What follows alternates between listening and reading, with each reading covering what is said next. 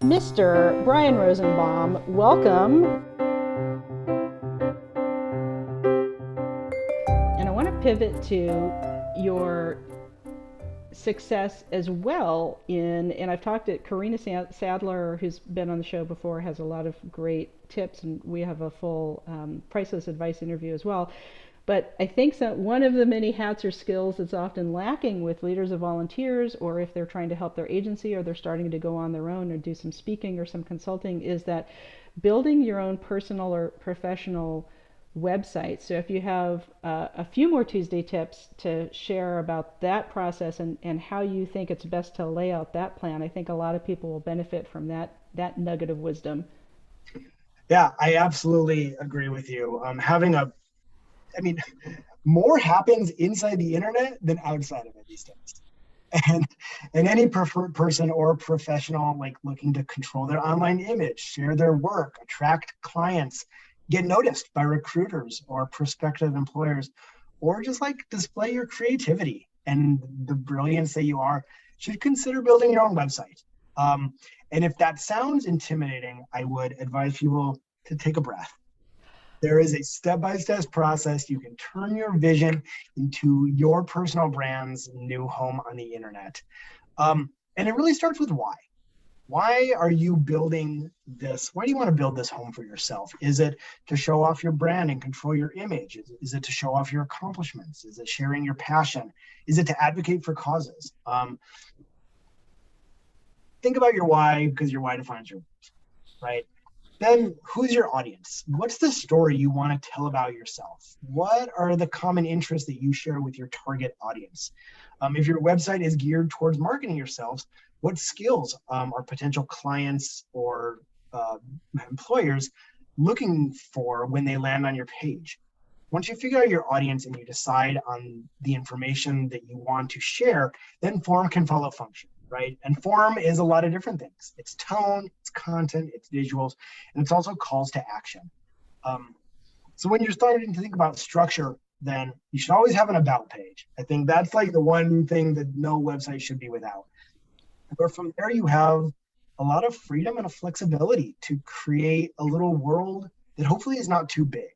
I would say that, like, if you're getting more than like 5 or 6 subsections, you're going to lose people. So keep it tight, because ultimately you are driving people to the next click. It should be like a series of yeses. Ooh, yeah. Oh, yeah. Hey, yeah. I want to check that out. Choose your own adventure time. Exactly. So maybe it's portfolio, maybe it's services, maybe it's projects, maybe it's other clients, maybe it's media, clips of yourself doing interviews and podcasts. Maybe it's recommendations or testimonials, if that's what you want to lift up. It's really, the question is, what do you want to lift up? And of course, contact. So between about and contact, you have 2 or 3 or 4 more spots to really dig into who you are. But less is more. From there, it's all about choices. Color, we all, I'm sure at some point have heard about the emotions that colors evoke, whether you're a serious gray or whether you're a playful orange. Same with fonts and same with tone of voice. Are you third person or are you first person? Are you light and funny? Are you clear and concise? Are you academic and serious? And from there, you get to start writing. My Tuesday tip is that Google Sites is a great tip, a great resource for creating a free website. It's plug and play, where you just move around the different components. It's not perfect, but it's also free.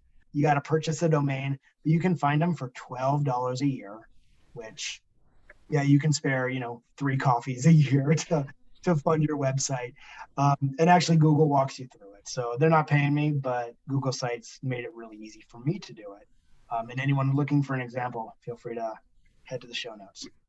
Exactly. And I think in any creative endeavor, but having done a lot of media production and still doing media production, like our conversation today, the pre-production is where your success is going to be. You can fix things while you're doing the creation or while it's live, and you can sometimes fix things on the back end with editing and post-production, but to me, it's that pre-planning that is so important. And I think I found that's the case in creating my websites and my videos of you need to think this through ahead of time. And that's a really valuable time investment rather than starting it up and kind of fixing it as you go. Again, trying to build the car and drive the car. This is something you should take the time to really plan out the design of the car and then launch it and see how well it drives. Yeah, the reality is that you cannot build a plane while you're flying. It will crash. Once you've made this thing, don't forget to promote yourself. Right. Like, hell yeah, you made this really cool thing. Put it on Facebook. Put it in all your profiles.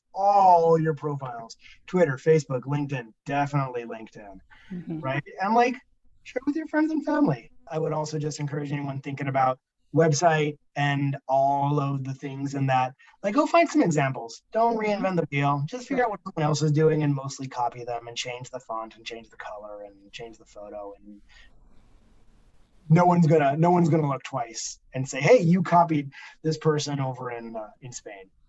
Yeah, and people are share seamlessly and steal shamelessly as far as ideas with each other. I'm really a huge fan of that, just open source communication and just how much can we share with each other. And very many companies, including Squarespace, charge you for those same templates. So if you can do one on Google Sites or something else for less out of pocket, then power to you for setting something up. And I think it's, of all the capes we wear, of all the hats that we wear, and all the transferable skills, communications and marketing is one that I keep circling back to as a topic because I don't think it can be reinforced enough. And I think having these opportunities to learn these tips and tricks from each other throughout, particularly the volunteering sector or nonprofit sector overall, is incredibly valuable and important. Well, thank you so much, Brian. This has been great.